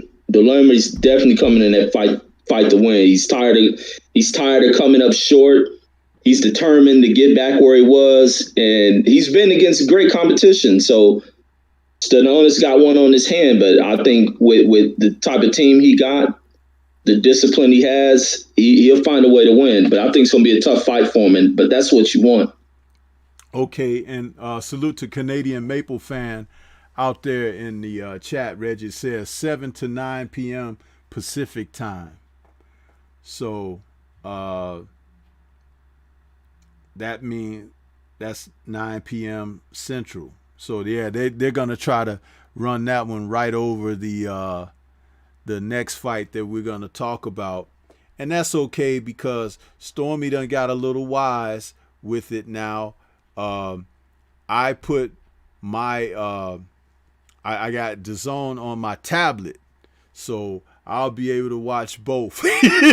I'm learning slowly, right? It's like, but I don't just jump out there with everything, but I'll eventually learn how to do certain stuff, and so I'll have my tablet going and my Showtime going to check out this fight tomorrow night, which will be the great matchup between Jaron Boots Ennis and Sergey Lipinets. This fight right here, Reggie, it's a hot fight, man. It's a hot fight, and I'll let you go ahead and give me your thoughts on this. And I know this is the one that you're looking forward to calling mostly. So let's roll.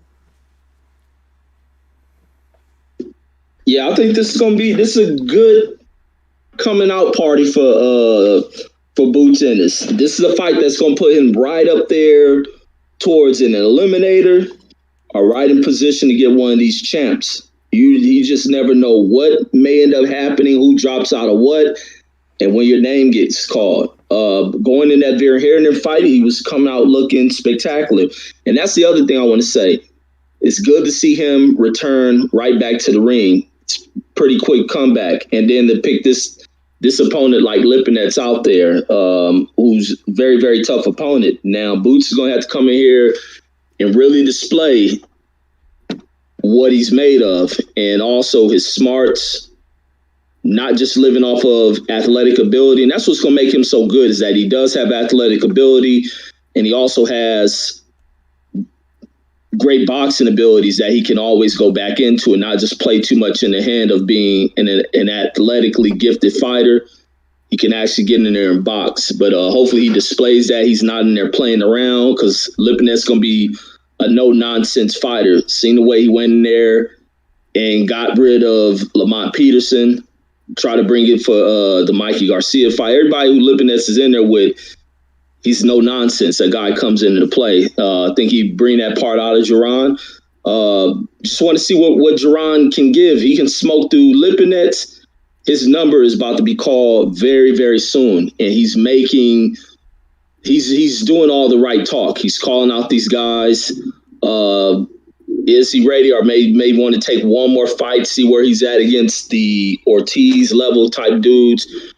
Or he may be ready, just depending on where he's at in this performance against Lipinets. And I think that's probably the reason behind him putting him in the ring against the Lipinets in this return back to the ring. He goes right in here against a former champion.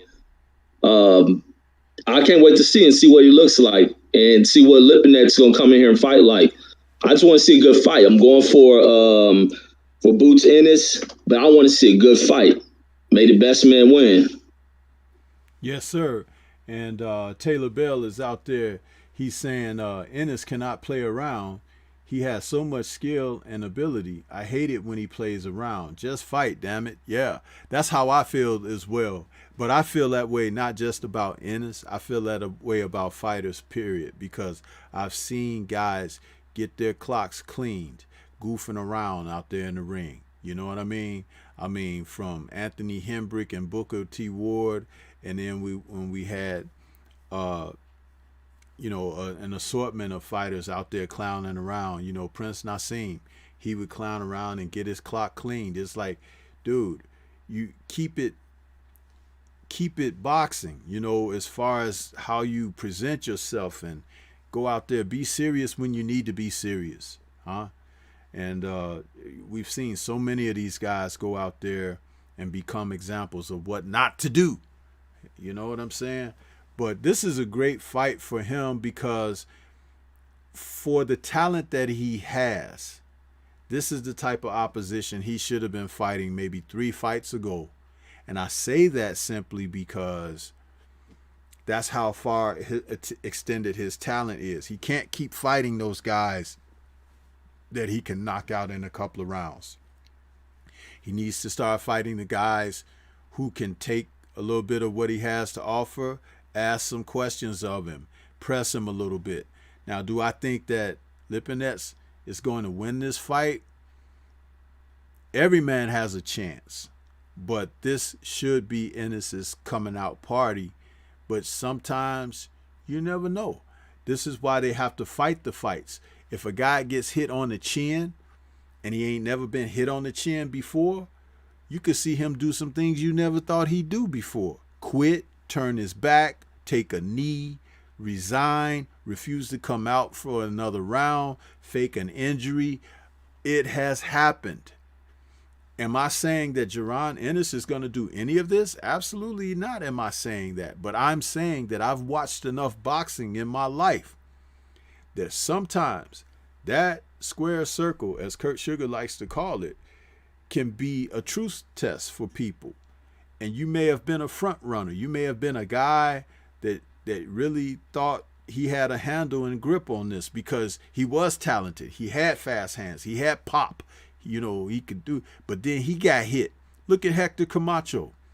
Hector Camacho was a blazing fighter at lightweight. He was going through guys and knocking them out. He was more spectacular than Julio Cesar Chavez, who was breaking guys down systematically, rounds over rounds, taking them late and having battered them and broke them down. Camacho was out there blazing hand speed, just taking people out. Then came Edwin Rosario, who hit him a couple of times in that fight like he had never been hit before. And it did something to Camacho psychologically. He realized at that moment he didn't like that, which means that he didn't really like boxing, because that's a part of boxing. But he loved it when he was doing it to somebody else, right? But when he found out that it could happen to him, he started being safety first all the time. And that's when his fights weren't exciting anymore. And it can happen. It can happen to anyone. So the fact that this is a type of opponent that is not just going to lay down because Ennis hits him. He's going to offer some resistance. He's going to ask him some questions. And sometimes a guy will break down psychologically. When you've hit him with your best stuff and the guy didn't go nowhere, it's like, oh man, I can't knock him out. So what do I do now? Keep fighting. Win the rounds. But it's people who shut down psychologically, mentally. They lose it, man.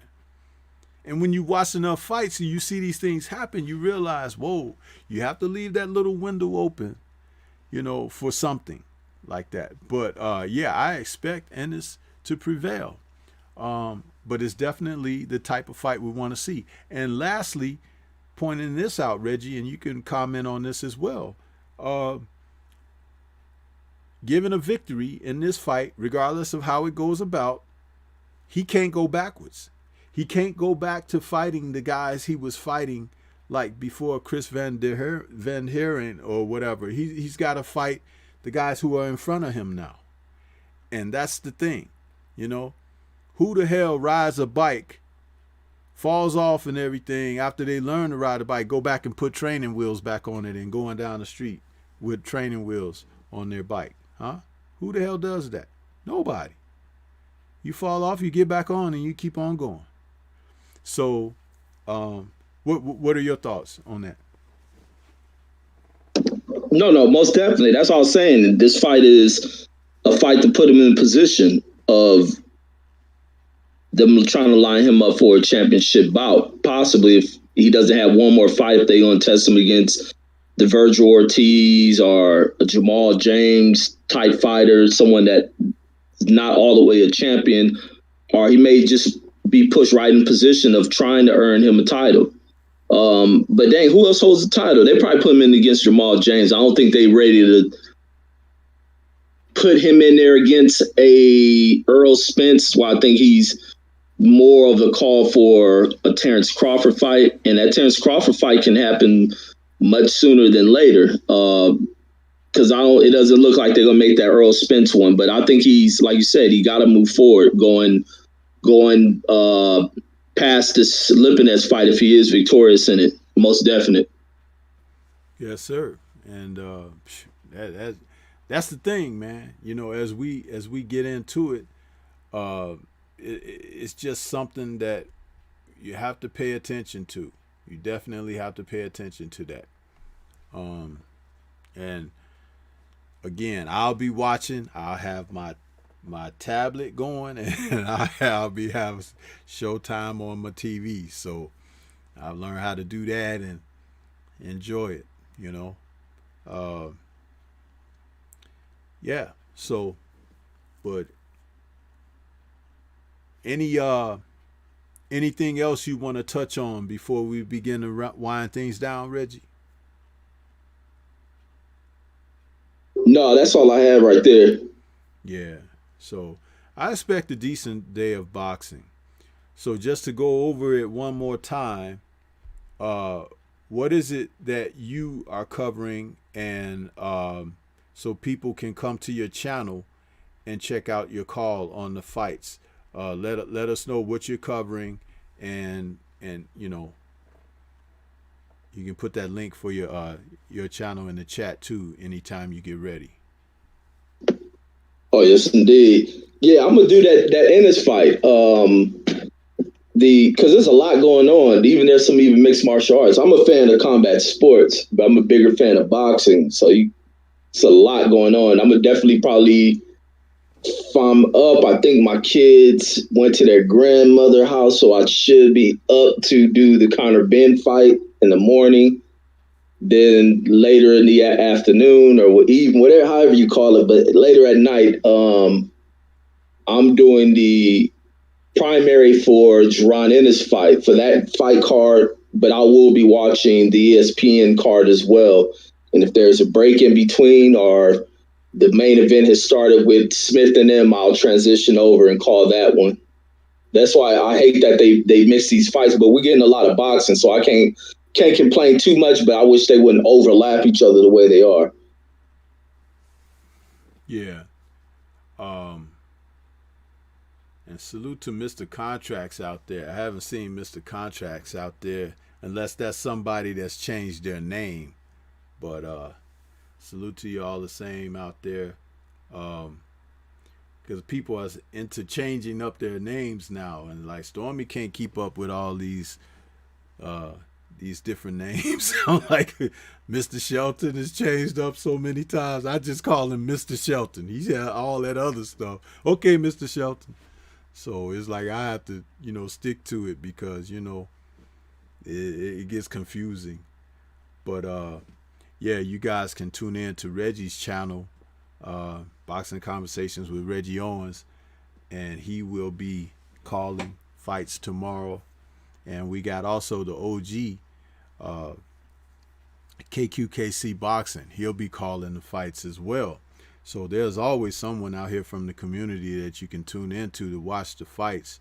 Reggie and I will be doing a post-fight show after the Ennis Lipinets card ends. Reggie, we did not talk about Imanta Stanosis against Delorme. We didn't give any shine to my young prospect that I have in the wings. I'm totally taking that kid under my own wing, but I like him, man. What are your thoughts, real quickly, on Stanionis and Delorme? No, I did touch on that a little bit. I was saying this is gonna be a tough fight for him because Delorme's a determined fighter. He's looking. He doesn't have too many opportunities, and he's been at the top, has fallen short, and like even Delorme had a fight against, I forgot who he fought, and Delorme was fighting his heart out. Like he fought in a way I never seen him fight. But that's because he knows these opportunities are drawing up, and now he has this new young rising star. PBC's putting a lot behind, and that kid is a person that's going to either make or break things for Delorme. And with that being in the mind of Delorme, it makes it a tough fight for Stenosis. So he has to come in there and be up on it because Delorme is going to come out here. I think Delorme is probably going to come out the gates going after this kid. You got to see how the kid weather the storm and how well Delorme keeps himself protected if he is to come out here early in the fight trying to get this kid up out of here or just pressing upon the attack. And if he can sustain it, seeing how Stenosis weathers that, and then how well does Delorme keep himself safe if he is going in here with the aggressive style. But that's my thoughts on that one. Yeah, and I feel, hey, this is a truth test for him as well, for Stanionis, because if he's not able to deal with what Delorme has to offer, the buck is gonna stop there. Hopefully he can pull through that. But I'm looking at it going in as a 50-50 because Stanionis has shown himself to be, a prospect, but this is one heck of a step in as many fights. Do you see what I'm talking about, Reggie? Because Ennis has 26 fights, 24 knockouts. Stanionis' record is somewhere 12 fights or something like that. So it's like when you think about the number of matches he could have had, padding the record, so to speak, he's actually leapfrogging to another level. And if he's successful, kudos to him. If he stumbles and it ends up being a close fight or a draw or something, he can go back to the drawing board, learn from that, and come back. If it happens to be that he gets stopped or he's knocked out or doesn't come out for the bell or something like that, then we say, oh, okay, maybe the kid didn't have it. You know what I'm saying? So it's like there's a number of scenarios that can play out, which is why we tune in. That's the drama of boxing. As Larry Merchant, oh, decrepit bastard, once said, the theater of the unexpected. So, and that's what boxing truly is. And that's why I love the sport. You just don't know, man, how things are going to turn out. You know what I'm saying? But hey, man, salute to my man, Taylor Bell, out there in that super chat, man. He says, another great show at Stormy B, man. Yeah, man, and boxing conversations with Reggie Owens, because he's part of this as well. The brother helps me out tremendously here, and you see what we produce here. So, but thank you for that super chat, Taylor Bell, man. And Nate the Great is out there, says, salute to Stormy, Reggie, and the chat. Caught you guys late, but I'll watch the replay. Please do, man, and hit that like button. Crawlface is out there saluting Nate the Great. And Ricky E245 says, Stormy B, man, what's up?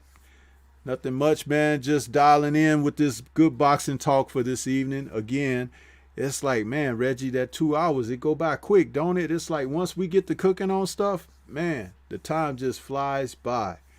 But go ahead and give everybody your final thoughts, Reggie. Oh, before I do that, I gotta do the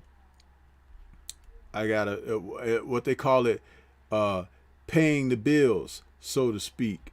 And for you guys and gals out there, We got Stormy as the official sponsor for the Black Gentleman Grooming Company.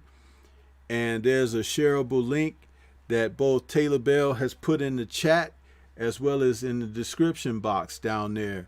And if you guys go to the site, click on that link. If you enter the code StormyBman, you can get 10% off of your purchase. A lot of good products over there.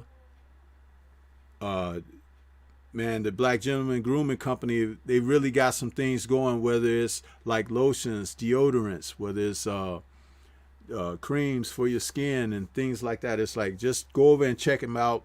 Brother Junior the Truth is really branching out, doing some wonderful things, and he allowed me to be able to be an official sponsor for what they're doing over there. So that's why you see the logo up there on the screen, and we're just trying to show unity in the community as we go forward and, you know, support one another. This is how we make it, you know what I mean? So just wanted to say that. And then also, don't forget that also in the description box, you got the merchandise for the Stormy B-Man channel. You can go down there, click on that, go to the store. It's like plenty of things you can get, from caps to hoodies, t-shirts, windbreakers, book bags, coffee mugs. You know, we're in the business of trying to support one another as a community and reinvest in the channels to keep our content growing. So just know that that's what we're trying to do out here, man. And we're not just fooling around, so to speak. We're just trying to make it as best as we can out here. So we appreciate the support and donations to the channel. For everybody that was out there in the chat this evening, really appreciate you guys coming in and hitting that like button for us. You know, we like to keep those likes up high and keep the content booming for you. So I'm sorry, Reggie, but go ahead and give us your final thoughts. Yes, sir. Another great stream, another great one, man. Thank y'all for tuning in to the Stormy B channel. Y'all keep coming through. Tell a friend, tell a friend. Monday through Friday. Oh, except Wednesdays. Y'all come through, check out the OG, check them out with the other OGs, and keep tuning in to this good boxing talk. That's my thoughts right there, OG. Yes, sir. And salute to the brother Derek McGee out there in that Cash App. Appreciate you, brother, doing that. The support that you guys give us out here as we produce the content for you, man, is tremendous, and we appreciate any and everything that you guys do. So don't forget, tomorrow night as well, after the fights, we will have the post-fight show where we'll come back, talk about the day's events, and hopefully the fights don't go too late. That way we can talk more about the day's events in its entirety. When it gets late, we kind of like try to focus on the main events and things like that, but when they end earlier, and we can kind of cook and go through. So if you guys think that sometimes, oh, they're not talking about such and such fight or this fight or that fight, we don't want to keep you guys up way into the wee hours of the night, you know, because Reggie has other content for you guys to listen to in the wee hours of the night we could in the boxing talk. But no, in all sincerity, we like to cover the day's events, but if it gets too late, we just try to focus on the main fights. So that's one of the things that we like to do, man. But yeah, we are here, and we're gonna be back tomorrow night for another post-fight show. And again, as Reggie said, another great stream, man. We come out here, we try to talk boxing through everything that has transpired during the week, and different subjects that may not have had too much light shine upon them, or revisit some subjects and things of that nature. So that's what we do out here, man. And we try to keep it going for you guys. So, but that's about it for this evening. For my man Boxing Conversations with Reggie Owens, this is Stormy B, man. We're gonna go ahead and sign on off for this evening. Get out of here, get you guys some sleep, and get ready for those fights tomorrow. And we'll catch you tomorrow. Peace. Peace.